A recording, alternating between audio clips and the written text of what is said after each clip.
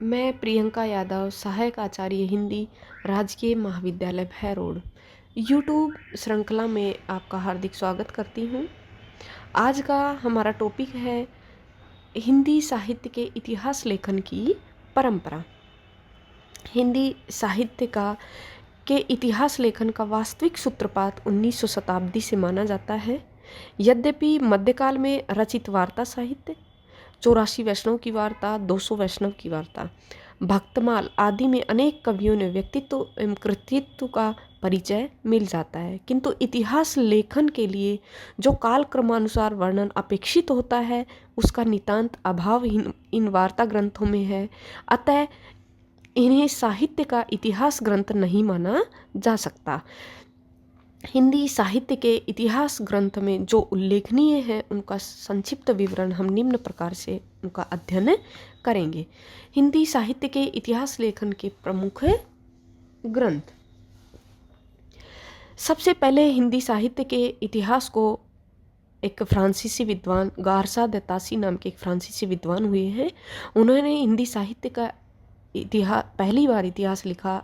उनकी पुस्तक का नाम है इस्तवार दे ला लिटरेच्यूर इंदुई हिंदुस्तानी। 1839 ईस्वी में उन्होंने लिखा। फ्रेंच भाषा में लिखा गया यह इतिहास है। हिंदी साहित्य के इतिहास का प्रथम ग्रंथ हम इसको मानते हैं। हिंदी साहित्य के इतिहास में दूसरे लेखक शिव सिंह सेंगर, जिन्होंने 1883 ईस्वी में शिव सिंह सरोज नामक पुस्तक लिखी और हिंदी साहित्य पर अपना दृष्टिकोण प्रस्तुत किया। 1000 कवियों का जीवन वृत्त एवं रचनाएं उनके काव्य की प्रमुख विशेषता रही है उनके ग्रंथ की। तीसरे जो इतिहासकार हुए हैं वो हैं जॉर्ज ग्रियर्सन। जॉर्ज ग्रियर्सन ने 1888 ईस्वी में the modern vernacular literature of Hindustan नामक से एक पुस्तक लिखी और उन्होंने हिंदी साहित्य के इतिहास की लेखन परंपरा और उसके इतिहास का वर्णन, हिंदी साहित्य के इतिहास का वर्णन किया है। कवियों का काल क्रमानुसार वर्गीकरण भी हमें देखने को मिलता है उनके ग्रंथ में। काल विभाजन का प्रयास किया, पूर्व रचनाओं को आधार स्रोत बनाया, परंतु उनके काव्य में हमें एक वैज्ञानिकता का अभाव दृष्टिगोचर होता है।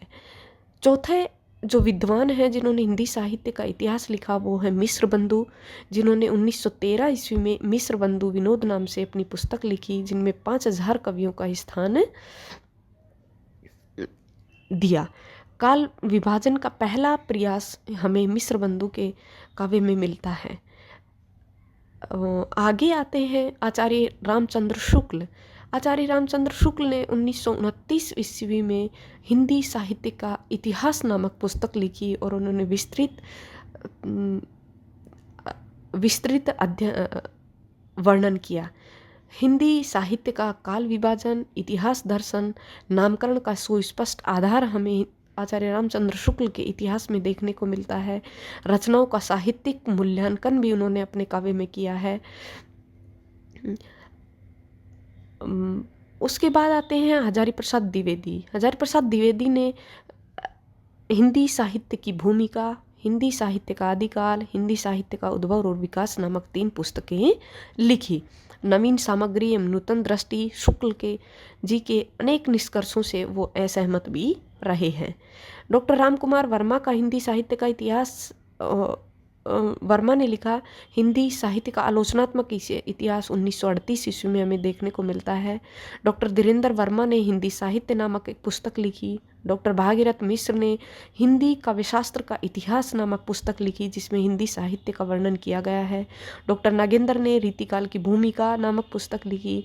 डॉक्टर गणपति चंद्र गुप्त ने हिंदी साहित्य का वैज्ञानिक इतिहास लिखा 1965 ईस्वी में।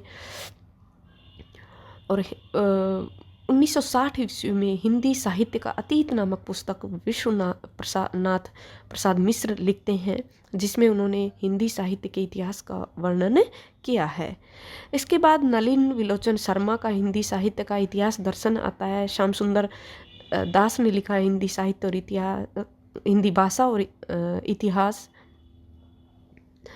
डॉक्टर बच्चन सिंह ने हिंदी आधुनिक हिंदी साहित्य का इतिहास और हिंदी साहित्य का दूसरा इतिहास भी उन्होंने लिखा। डॉक्टर राम का स्वरूप चतुर्वेदी हिंदी साहित्य और संवेदना का विकास नामक पुस्तक लिखते हैं। इस प्रकार हिंदी साहित्य के इतिहास लेखन की परंपरा अनवरत जारी है। अब हम सबसे पहले हिंदी साहित्य के इतिहास लेखकों में जो महत्वपूर्ण इतिहास लेखन है उनके बारे में अध्ययन करेंगे, जिसमें सबसे पहले है गारसादे तासी। हिंदी साहित्य के इतिहास लेखन की परंपरा का सूत्रपात भी हिंदी भाषी व्यक्ति द्वारा न होकर फ्रेंच विद्वान गारसादे तासी द्वारा रचित इस्तवार दे ला लिटरेच्यूर इंदुई हिंदुस्तानी नामक पुस्तक में ग्रंथ से हुआ, जिसकी रचना 2 भागों में की गई है।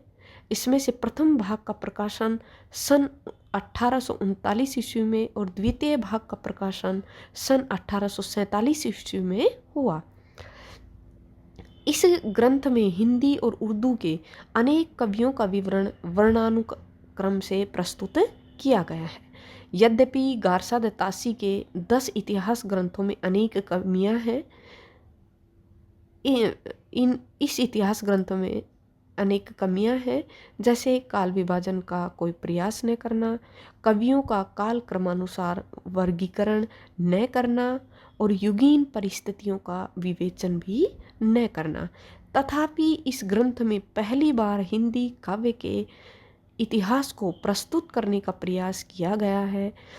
साथ ही कवियों के रचना काल का निर्देश भी दिया गया है, अतः इसे हिंदी ग्रंथ कहने में किसी को संकोच नहीं है। अनेक न्यूनताओं के होने पर भी इस ग्रंथ को हिंदी साहित्य के इतिहास लेखन की परंपरा में प्रथम ग्रंथ होने का गौरव निसंकोच दिया जा सकता है। दूसरा इतिहास ग्रंथ आता है शिव सिंह सरोज। शिव सिंह सेंगर के द्वारा शिव सिंह सरोज उनकी दूसरी महत्वपूर्ण कृति, इसी परंपरा में दूसरी महत्वपूर्ण कृति शिव सिंह सरोज है, जिसकी रचना शिव सिंह सेंगर ने सन 1883 ईस्वी में की। इसमें लगभग 1000 छोटे बड़े कवियों का जीवन चरित्र, उनकी साहित्यिक कृतियाँ एवं कविता के उदाहरण दिए गए हैं। उन्होंने प्राय सभी कवियों का रचना काल एवं जन्म काल भी दिया है। यद्यपि आज उनमें से अधिकांश अविश्वसनीय है। इतिहास लेखन के लिए जिस तटस्थता, पर्यवेक्षण एवं वर्गीकरण की क्षमता की अपेक्षा की जाती है, उसका नितांत अभाव इस ग्रंथ में दिखाई पड़ता है। अनेक त्रुटियों से युक्त होने पर भी शिव सिंह सरोज में तत्कालीन समय पर उपलब्ध हिंदी कविता संबंधी जानकारी को एक स्थान पर एकत्र करने का सराहनीय प्रयास किया गया था। प्रवर्ती इतिहासकारों ने इस ग्रंथ में दी गई सामग्री का उपयोग करते हुए इतिहास ग्रंथों की रचना की। यही इस विशाल ग्रंथ की उपादेयता है। इसी परंपरा में आगे आता है सर जॉर्ज ग्रियर्सन। उसको हम आगे की वीडियो में पढ़ेंगे। धन्यवाद।